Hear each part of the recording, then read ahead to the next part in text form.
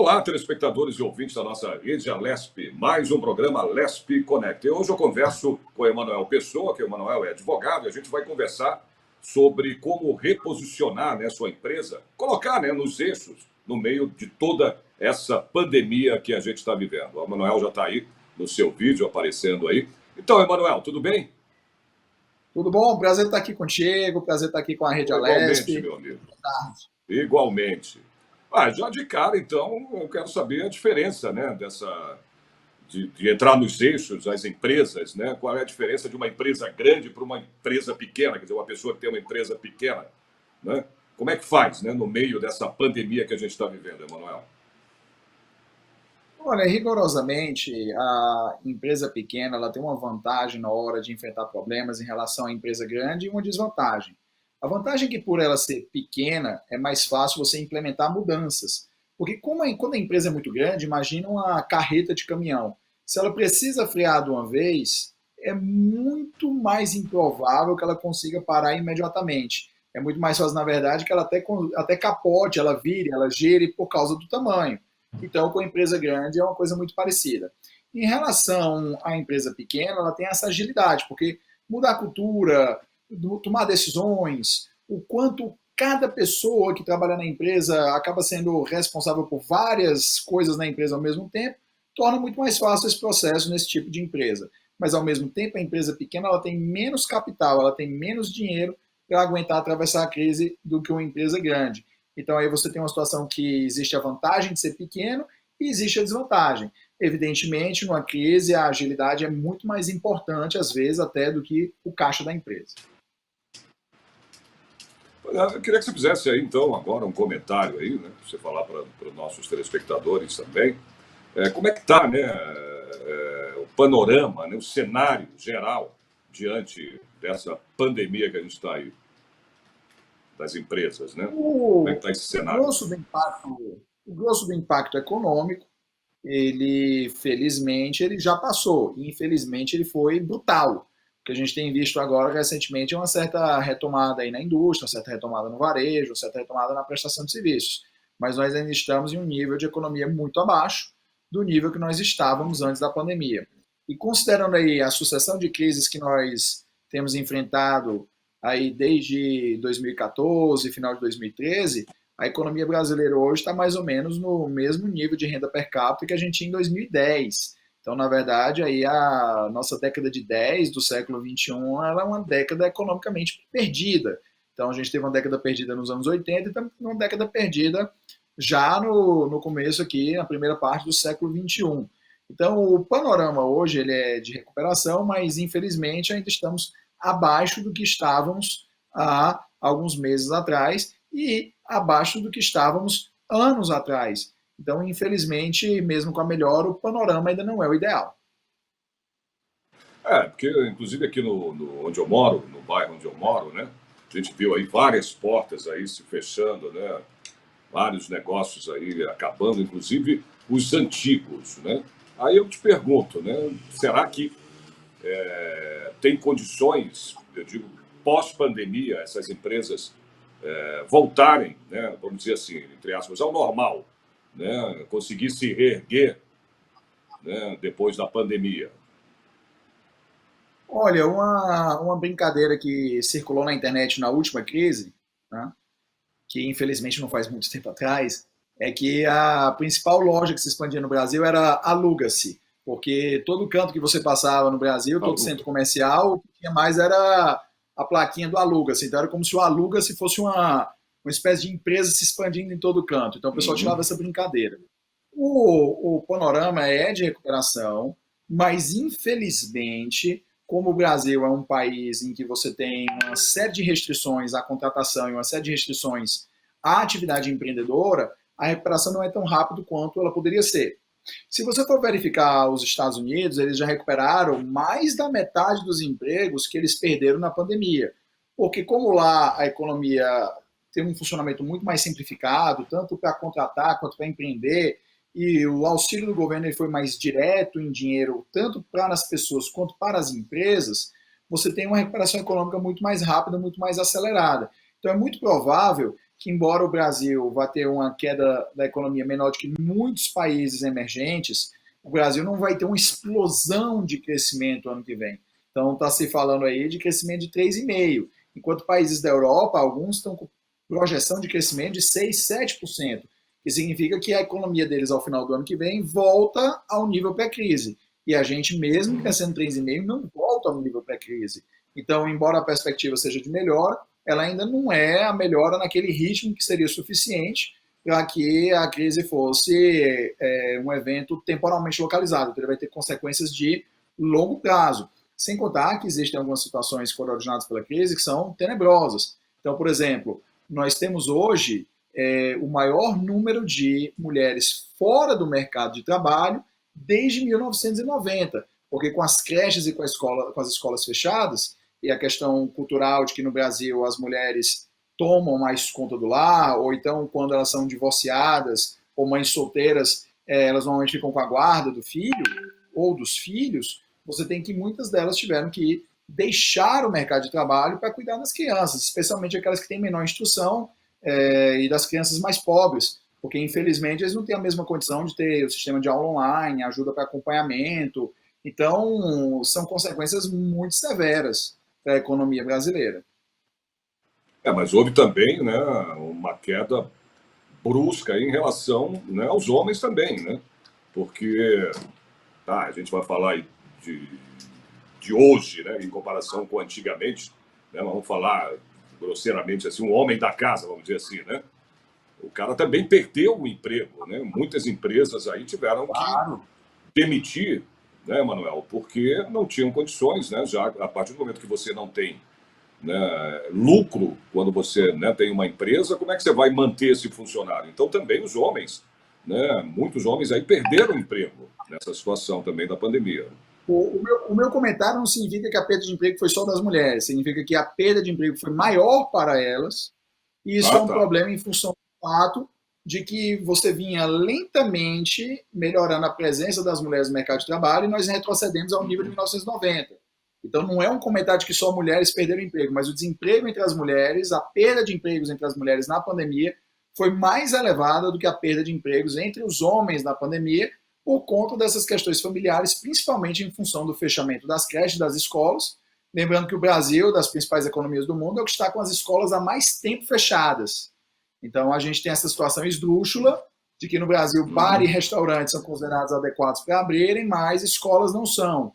A gente tem aquela situação esdrúxula de que a maioria da população quer que as escolas fiquem fechadas até ter uma vacina, mas no feriado lotam as praias. Então, esse tipo de situação, infelizmente, também tem consequências no mercado de trabalho, principalmente feminino.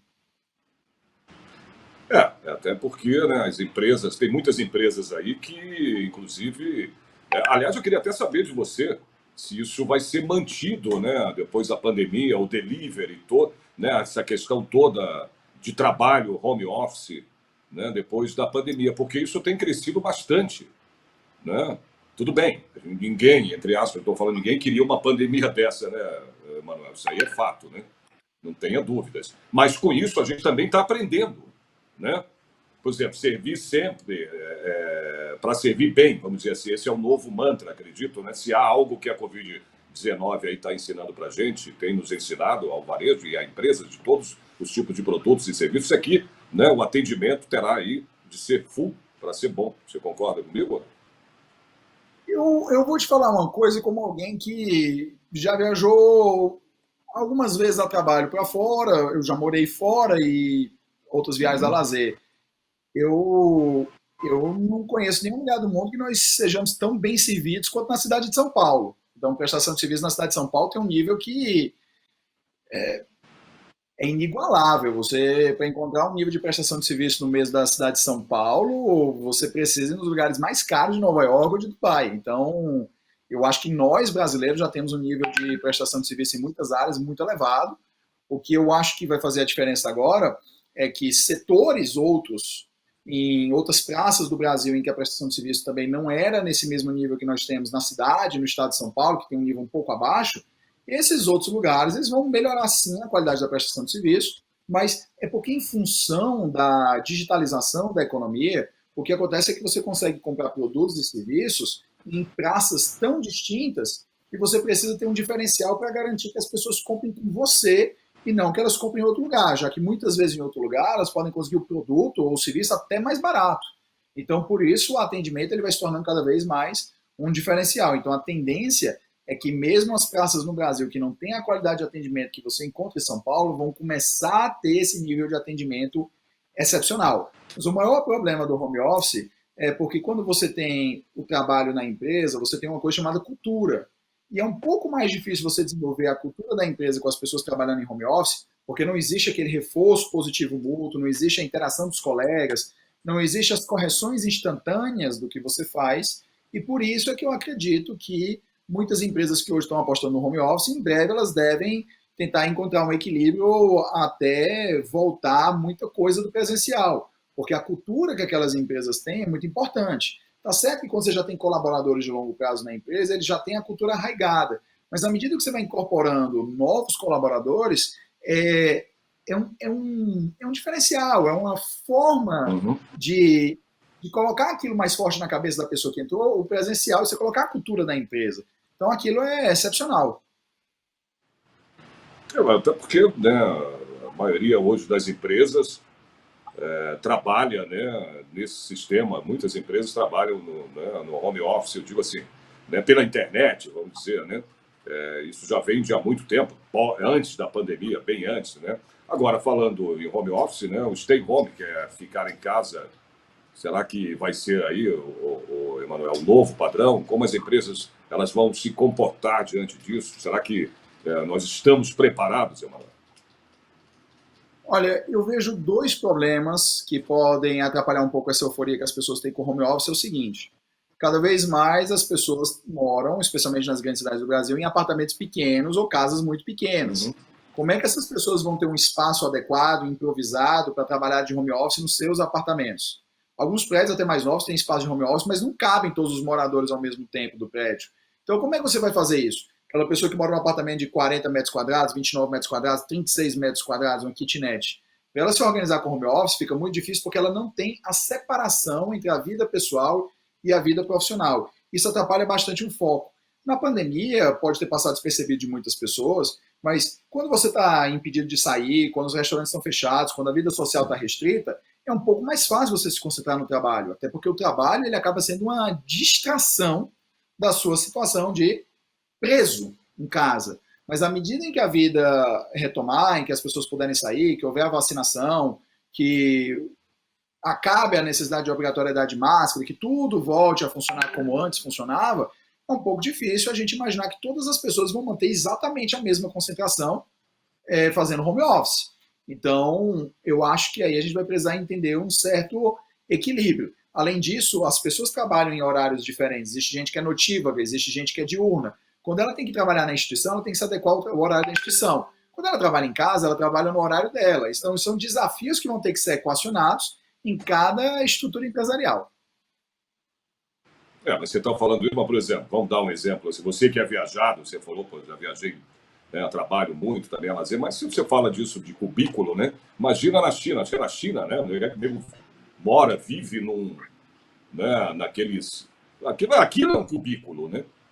E mesmo assim a China tem, né, um volume de empresas, de trabalho, de PIB, enfim. Japão, é no Japão, né? O Japão. Você que é mais viajado sabe Pô, mais do mas, que eu, mas né? eu acredito que existem diferenças culturais, tá? Sim. E existem diferenças geográficas. No Brasil, as pessoas elas moram em lugares pequenos, porque elas querem morar em lugares que têm melhor infraestrutura, e como o preço é mais alto, elas têm que reduzir o espaço. É diferente de lugares que simplesmente não têm espaço.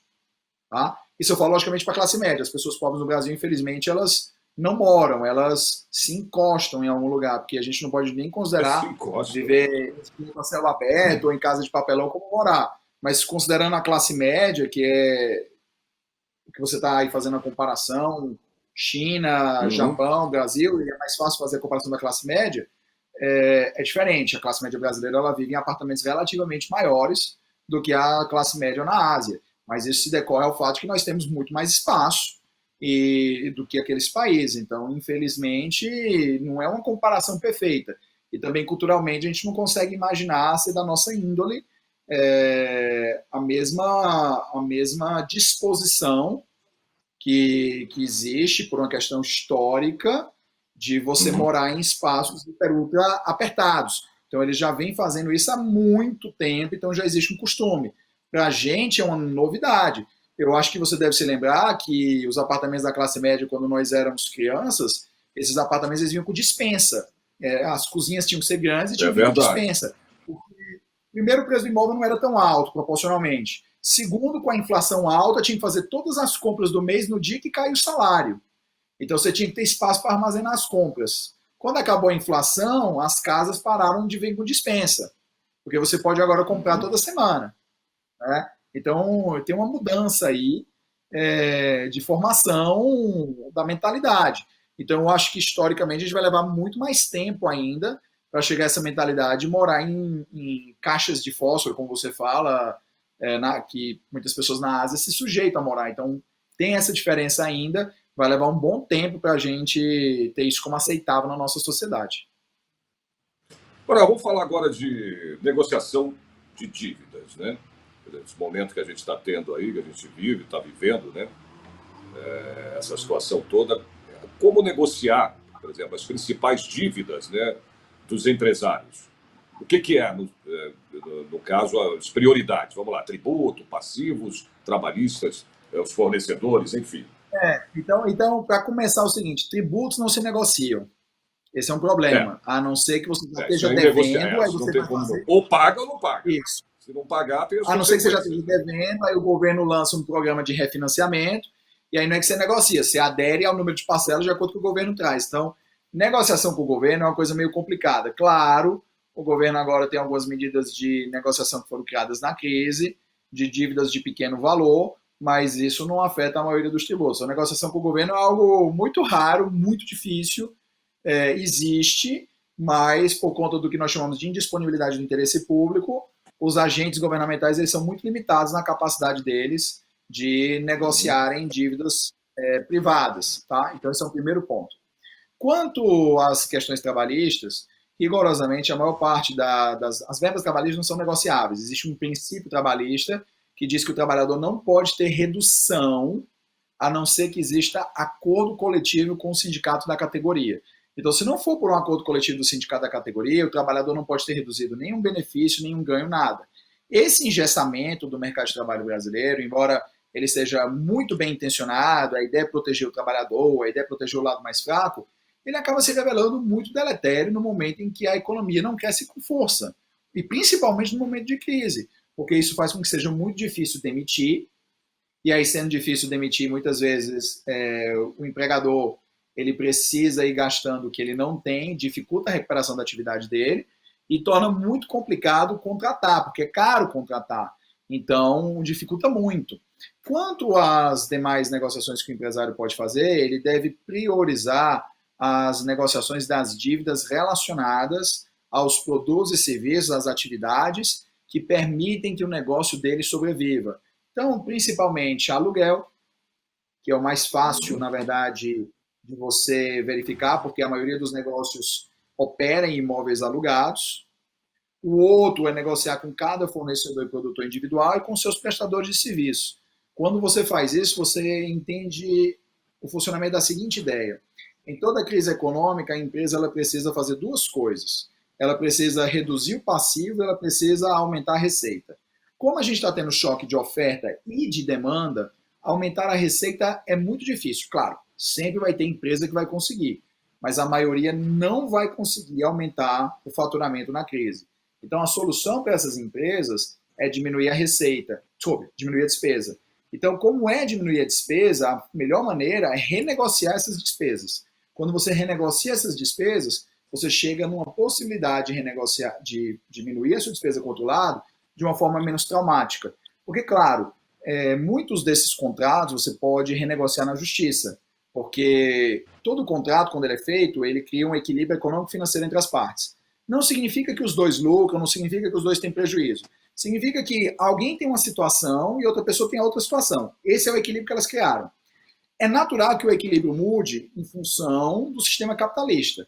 Mas se a mudança do equilíbrio for por um fato completamente imprevisível, e aí uma pandemia vinda da Ásia que causaria uma quarentena global é um fenômeno imprevisível, e esse equilíbrio econômico-financeiro ele é rompido, o que nós temos é que surge o direito para as partes pleitearem na justiça o retorno do equilíbrio econômico-financeiro original. Em função disso, você, muitas vezes, pode conseguir renegociar judicialmente. Só que a renegociação judicial é traumática, porque quando você obriga alguém a fazer uma coisa que a pessoa não quer, você está destruindo a possibilidade futura de você fazer negócios com aquela pessoa, porque aquela pessoa ela já está irritada com você, vocês estão numa briga. Então é muito melhor renegociar amistosamente do que renegociar judicialmente. Isso é verdade, você tem razão, mas muitas vezes não há essa situação, né? Da negociação, né, com a empresa, com a pessoa, entendeu? Aí vai para a justiça. Mas é o que você falou, aí acaba a coisa ficando mas se mais chegou no complicada. ponto, se chegou no ponto que você não pode pagar e o outro lado não quer renegociar com você, Porque você tem muitas duas vezes não é alternativas. porque a pessoa não quer pagar, ela não tem condições, ela não tem dinheiro, a pessoa Exato, não. tem O que eu jeito. falei foi, a pessoa, você não consegue pagar, mas a outra pessoa não quer negociar com você, não é que você não queira pagar. É que a outra pessoa Também não quer tem isso, o negociar outro com lado você. não quer Quer negociar. pagar, mas não pode. Isso, o outro lado não quer negociar. Só tem duas alternativas. Ou você vai dar calote e fica inadimplente e se sujeita às penalidades legais do inadimplemento, ou você entra na justiça e pede para o juiz reequilibrar o contrato para você não ficar inadimplente. E, obviamente, as pessoas elas não querem ser inadimplentes. A gente se sente mal sendo inadimplente. Eu conheci um cidadão que, para você ver que se incomodava tanto ele foi processado no civil, não foi no civil, não foi no criminal, foi no civil. Aí na capa do processo, era na época que o processo ainda era de papel, na capa do processo viu o nome dele, réu. Ele entrou com um pedido para o juiz para trocar na capa o nome dele de réu, para processado, de réu, né, para polo passivo. Ele pediu para mudar para qualquer coisa, mas ele não aceitava ser chamado de réu, porque para ele aquilo feria a indignidade dele, porque réu para ele era identificado com crime. Então, a gente sabe que as pessoas elas se incomodam. Claro, tem os picaretas que não se incomodam, dizem assim, me processe, dane-se. Mas a gente sabe que as pessoas de bem, elas não querem ser processadas. Então elas têm a boa fé, elas têm a boa vontade de sentar e renegociar, é óbvio. Eu acho que nem o picareta, viu, Emanuel? Se sente bem com isso. Olha, eu conheci um picareta. Sinceramente. Eu conheci um picareta que eu fui acionar em prol de um cliente e ele falou assim para mim, o que é um processo a mais na minha vida? Aí não tem o que fazer, né? Não tem. Agora, não apesar tem. É uma das promessas aí do... Fala, Emanuel. Não, é uma minoria, mas existe. Sem dúvidas, existe. Isso é claro que existe, a gente sabe disso. Agora, apesar das promessas aí, né, por exemplo, o governo ajudando aí, a promessa de ajuda, né, do governo aos empresários, enfim, muitos empresários aí não conseguiram crédito, né, por exemplo, nas instituições financeiras. Vamos lá. E só acabaram aí acumulando dívidas, né, ao longo desses meses todos. Manuel, qual o passo agora, quando se fala em reabertura? Olha, o primeiro ponto agora é o seguinte, quem sobreviveu vai ter uma melhoria do fluxo de caixa. Sobreviveu, porque assim, pouca gente cresceu, a maioria só sobreviveu. O agronegócio cresceu, supermercado cresceu, serviço de entrega cresceu, farmácia cresceu. Agora vamos pensar o seguinte, fabricante de móveis de madeira cresceu? Dificilmente. Fabricante de óculos cresceu? Dificilmente. Fabricante de violão cresceu? Dificilmente. Então, a maioria das empresas, elas encolheram. Então, eu digo que elas sobreviveram, porque boa parte quebrou. Então, as que sobreviveram agora, elas vão experimentar, num primeiro momento, o que a gente chama de revenge purchase. Revenge purchase é o seguinte, quando você passa muito tempo suprimido nas suas vontades, nos seus desejos, o que você faz é fazer compras por impulso.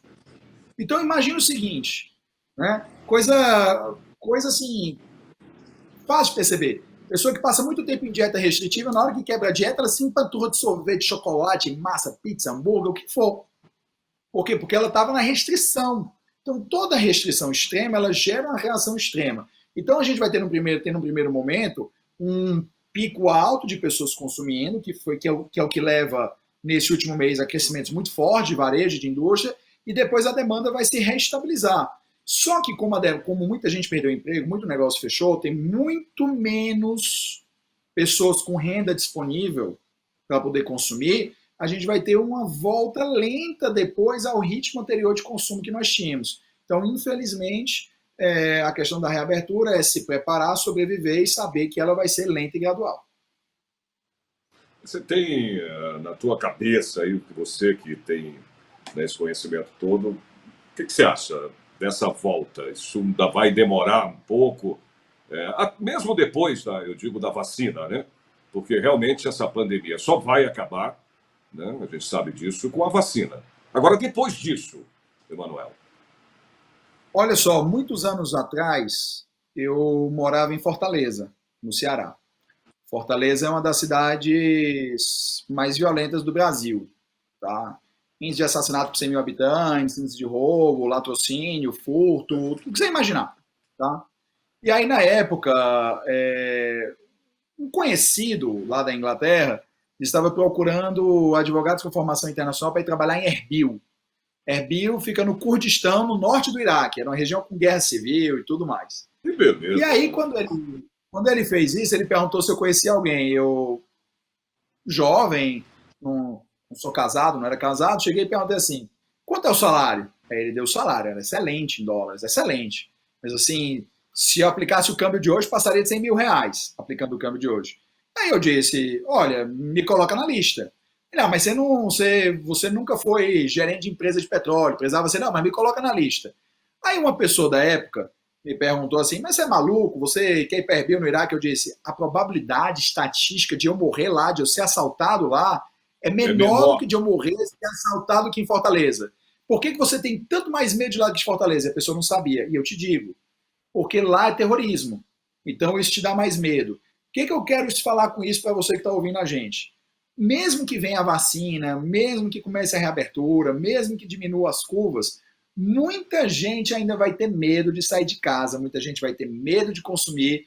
Por quê? Porque essa situação ela é similar a uma situação psicológica de terrorismo. É uma espécie, digamos assim, terrorismo biológico. Você tem medo de contrair uma doença que, tá certo, a maioria das pessoas nem tem sintomas e os que têm sintomas brandos, mas como você sabe que algumas pessoas têm sintomas fortíssimos e morrem, isso te deixa com muito medo. Então vai ter uma grande quantidade de pessoas que mesmo com vacina, mesmo com cura, mesmo com reabertura e tudo, elas vão levar muito tempo para retomarem o ritmo normal da vida delas. E isso prejudica a atividade econômica, porque é gente consumindo menos. É verdade, tem razão. Agora, existe algum plano? A gente está chegando já quase ao final do programa, Emanuel, mas eu queria saber se existe algum plano aí discutido ou pensado, né, nesse momento em que se fala da retomada, né? O que deve ser priorizado, vamos dizer assim, nesse momento, Emanuel? Olha, houve uma coisa muito interessante que o governo fez, foi o Renda Brasil, né? Aliás, vai se chamar Renda Brasil, foi essa discussão do auxílio emergencial e agora vai virar o Renda Brasil, que é você dar dinheiro diretamente para as pessoas mais pobres. Evidentemente, você não pode sustentar os R$ 600 todo mês, porque o orçamento público não comporta. Mas o que isso mostra é algo que os economistas já sabem há muito tempo. Quanto mais pobre a pessoa, o dinheiro que ela recebe é aplicado mais em atividades que movimentam a economia. Então, por exemplo, se você der R$ 1 milhão para o homem mais rico do Brasil, ele provavelmente não vai gastar aquele dinheiro talvez vai virar uma aplicação financeira. Ou aquele dinheiro vai virar um iate, vai virar uma quadra de tênis, vai virar uma melhoria na piscina, vai virar uma estátua, vai virar um quadro. Tá certo, ele pode também aplicar em fundos de investimento em atividade produtiva, mas o normal é que ele não aplique todo esse dinheiro. Já quando você dá R$ 1.000 para uma pessoa que não tem renda, ela vai comprar arroz, feijão, farinha, carne, televisão, cimento, tijolo, melhorar a casinha dela, encanamento, vai comprar um som. Então ela movimenta proporcionalmente a base da economia de maneira muito forte. Então, esses programas de renda mínima para as pessoas muito pobres, para as pessoas em situação de miserabilidade, ele é importante, primeiro, para tirar essas pessoas da situação de miserabilidade. É óbvio que tem que ter uma porta de saída, porque você não pode mantê-las indefinidamente, não tem que ter programas de treinamento e qualificação profissional para que essas pessoas consigam a receita própria, até por uma questão de dignidade e uma questão de orçamento. Mas é um programa que já está aí bem claro que o governo vai fazer, e ele ajuda a movimentar justamente a base e a estimular a economia, principalmente nas cidades mais pobres e justamente nas áreas que mais geram emprego, o que vai ter um efeito cascata muito positivo na economia.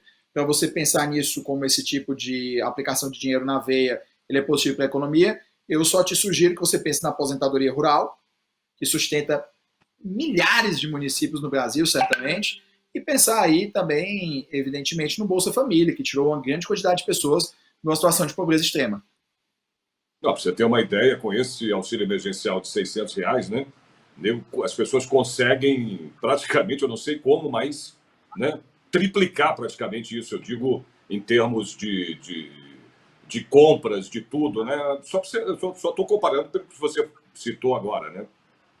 Porque É você isso? imagina o seguinte, imagina um cidadão que ele está situado, eu vou dar esse exemplo apenas por uma questão de índice econômico, tá? Imagina um cidadão no interior do Maranhão, uma cidade paupérrima, com indicadores socioeconômicos inferiores ao da África, que ele não tem renda, ele vive de esmola numa cidade de pessoas pobres. Ou seja, ele vive da caridade de gente que não tem nem o que doar, mas que compartilham em prol desse nosso espírito forte de solidariedade com a marca do brasileiro. Esse cidadão, a partir do momento que ele recebe R$ 600, aquilo é uma mudança completa na vida dele.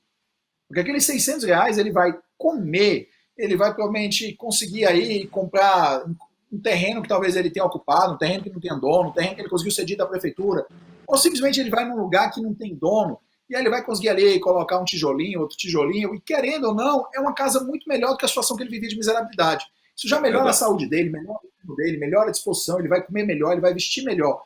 Então, esse dinheiro na veia para as pessoas mais pobres, ele é importante à medida em que você dá uma... É como bateria de carro.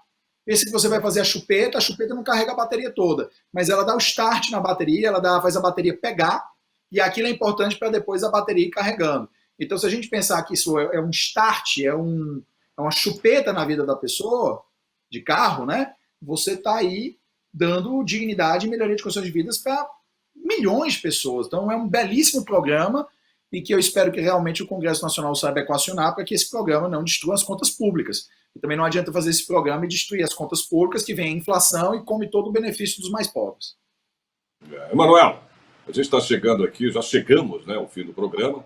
Eu queria agradecer, portanto, a tua participação, né, você explicando toda essa situação, né, das empresas, né, em relação a essa pandemia, né, do jeito que a gente está vivendo. E eu queria te agradecer muito, tá bom? Espero que a gente faça outro programa aí numa próxima vez. Com certeza eu vou te chamar, né, para dar mais esclarecimentos sobre essa situação que a gente vive dessa pandemia, tá bom? Obrigado, Eu que te Emanuel. agradeço, eu que te agradeço, é sempre um prazer estar com vocês, especialmente levar a informação para as pessoas. Em tempos aí que a gente tem tanta desinformação na internet, é bom ver a imprensa cumprindo um dos seus papéis primordiais. Muito obrigado. Desinformação e as fake news, né, que são muitas, né, velho? É, É isso? Obrigado, querido. obrigado. Bom, esse foi mais um programa Alesp Conecta. Eu espero vocês no próximo programa. Até mais.